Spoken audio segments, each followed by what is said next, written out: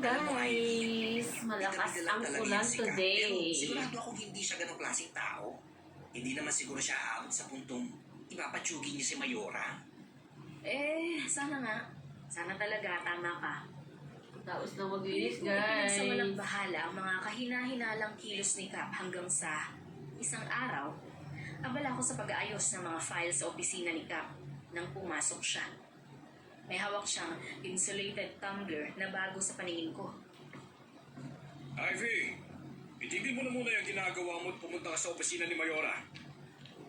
Bakit Cap? May ipapadala ako sa iyo mga papeles na kailangang pirmahan ni Mayora.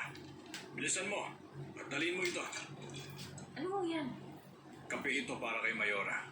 Regalo ko, pati ang insulated tumbler. Tingnan mo, may nakasulat pang pangalan ni Mayora dyan. Pinakustomize ko. Bakit mo kailangan ng kape? Ano ka ba naman, Ivy? Binigyan ko siya ng tumbler. Malamang, dapat may laman. Hindi ka talaga nag-iisip. Sige na, at umalis ka na bago mag-init ang ulo ko sa iyong bata ka. Okay, sige po. Ayusin ko lang ito saglit.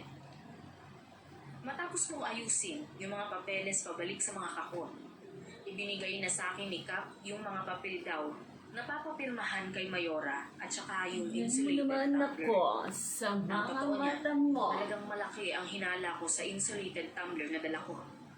Hindi ko alam, pero ang lakas ng kutob ko na may kakaibang binabalak si Cap. Pero imbis na sundin ang kutob ko, ipinagkibit balikat ko na lang yun hanggang sa makarating ako sa opisina ni Mayora.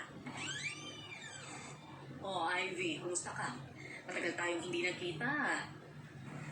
Ayos lang naman ho, Mayora. Nabalitaan ko yung nangyari sa fiesta. Hindi pa nga ako nakapagpapasalamat sa iyo sa pagliligtas mo sa anak ko. Naku, wala ho yun.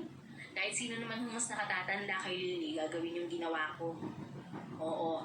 Tsaka isa pa, naikwento nga pala sa akin ni Darius yung nangyari. Naku, maraming salamat at hindi mo kami binigo, ha? Alam kong wala kang pinagsabihan.